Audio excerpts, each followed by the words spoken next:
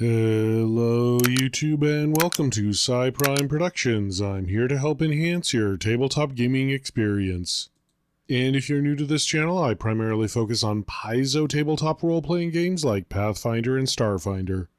If you want to help me out, I have a Patreon and Discord, more info at the end of the video.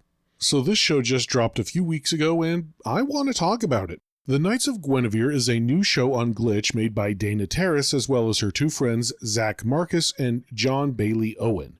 If the name Dana Terrace sounds familiar, she was the designer and show lead for The Owl House, one of my favorite Disney Channel shows that has come out within the past decade.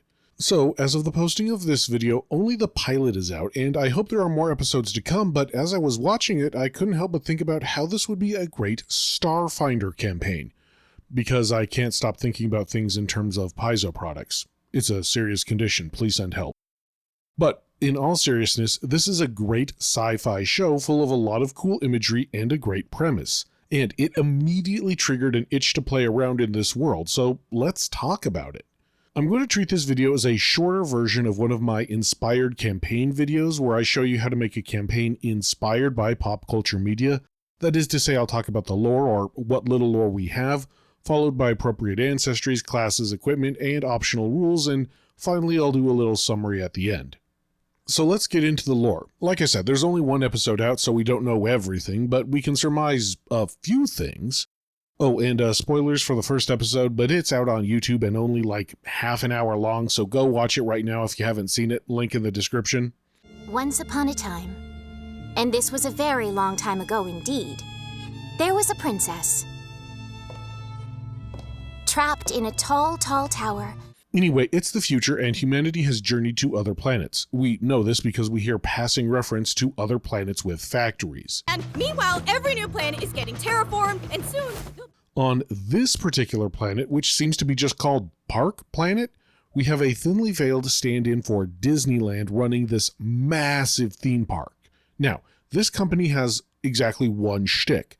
Their corporate brand seems to revolve around this character named Guinevere. There's movies of her as a mermaid, her in space, live-action reboots, the whole 9 yards.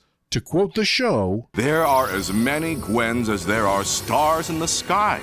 So Guinevere for all occasions. I guess it's also a little bit like Barbie in that regard. Here's the thing, these floating theme parks hover above the planet as places of wonder, but we don't see that side of it. Instead, we see the seedy underbelly. Beneath the parks on the planet's surface, life is terrible. People have to recycle all the discontinued rides and attractions just to have housing and transportation.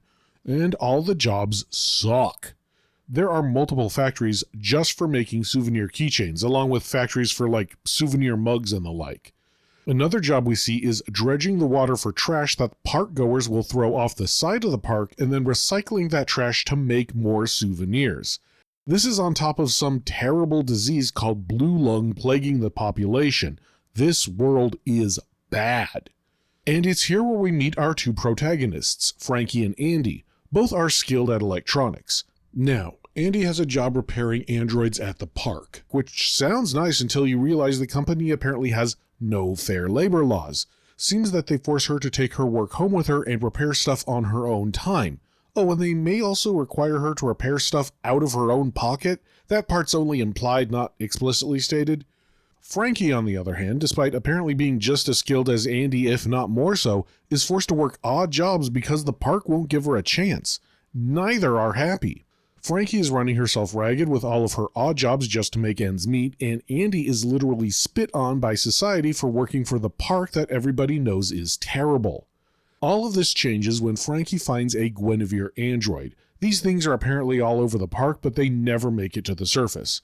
Frankie decides to fix it as a sort of job application for the park, mostly because she likes the idea of making children happy. She knows that the park is garbage.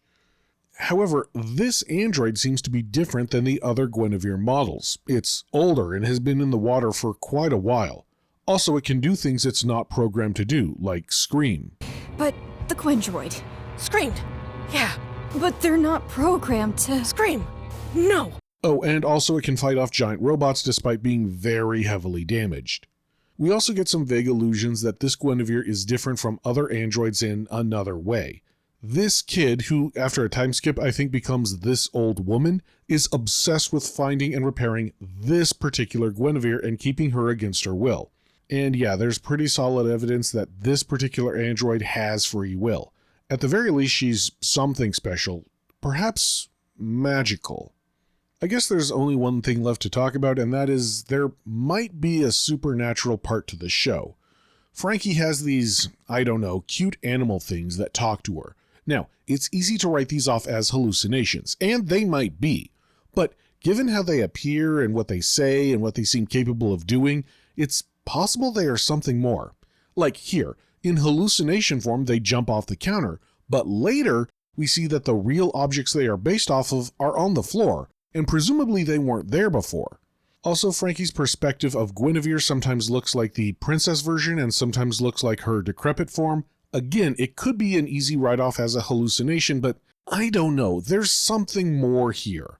I can't put my finger on it, but the entire vibe of this particular Guinevere and what's going on seems to suggest something supernatural. But before we leave the lore section, I want to emphasize how stylized and cool the show's setting is. The only way I can describe it is post-apocalyptic theme park punk. It's got a really unique style and theme, and I cannot overstate how cool it would be to run around in this universe. Alright, let's move on. What ancestries would be applicable in this campaign setting? Well, it's pretty obvious, humans and perhaps androids like Guinevere. Maybe you might be able to play some sort of sentient robot, in which case I'd use Pathfinder's Poppet or Automaton ancestry. I know, having only 3 or 4 ancestries is pretty restrictive, but sadly that's all we've got. As for appropriate classes, well, mostly we just see techie kind of characters. I would say that the Mechanic class, which should be coming out in 2026, would work, or you could use Pathfinder's Inventor class in a pinch. This guy, his name is Sparky, might be an operative maybe? Envoys and soldiers wouldn't be out of place, I don't think, though we don't really see any in the pilot. And you know what? The more I think about it, the more I think that Frankie might be a witch warper, what with her being able to blur the lines between the digital and real worlds with these digital little creatures. Again, I fully recognize that these might be hallucinations, but I think there might be more to them. But remember, all we have to go on at this point is the pilot episode, so who knows? Now, if you want to go the pure sci-fi route, that is to say no magic, I might include Pathfinder's Alchemist, particularly a chirurgeon, just to have some healing. Just reflavor it as advanced medical technology. Again, we don't see that in the show, but it's a thought to make the game mechanics work if you really don't want to include magic. I will say we see hints of something alchemy adjacent, with the Guinevere android leaking some sort of blue blood that might be related to the blue lung disease, something to keep in the back of your mind. And what equipment would this world have access to? Well, it's the future, there's presumably anti-grav technology, that's why the theme park is floating after all. There's also sentient robots and stuff, so most technological Starfinder stuff should be fine. For weapons, we do see some sort of electric baton that could be a shock truncheon. Andy and Frankie also jury-rig a liquid nitrogen kind of weapon that could act as a flamethrower, only it does cold damage. Presumably there is some sort of faster-than-light starships that let visitors visit Park Planet. Yeah, most of the standard Starfinder stuff seems fine, especially the non-magic stuff. Lastly, any special rules we need to follow? Well, since everyone on the planet's surface is all about salvaging as much as they can, I might make some changes to the crafting system to make it easier, make salvaging easier, and maybe remove the need for the tech crafting feat to craft tech items. Also, automatic bonus progression might be appropriate, as high-end tech items are unlikely to reach the surface.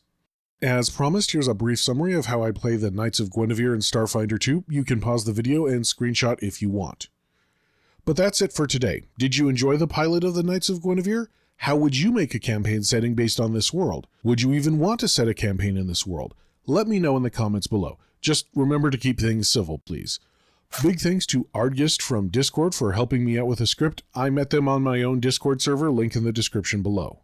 Hey, as a reminder, I have my own Patreon. I'm going to try and post something fun there once a month, but honestly, it's just a way to help keep this channel financially viable. Just a few bucks a month, and I'm toying with the idea of adding a limited higher tier where you can request a specific video. Let me know what you think. Oh, and remember, I do have that Discord, link in the description below. And make sure you like, comment, and subscribe. That tells not only me, but also YouTube that you like this kind of content and would like to see more. And until next time, thank you, good luck, and happy gaming.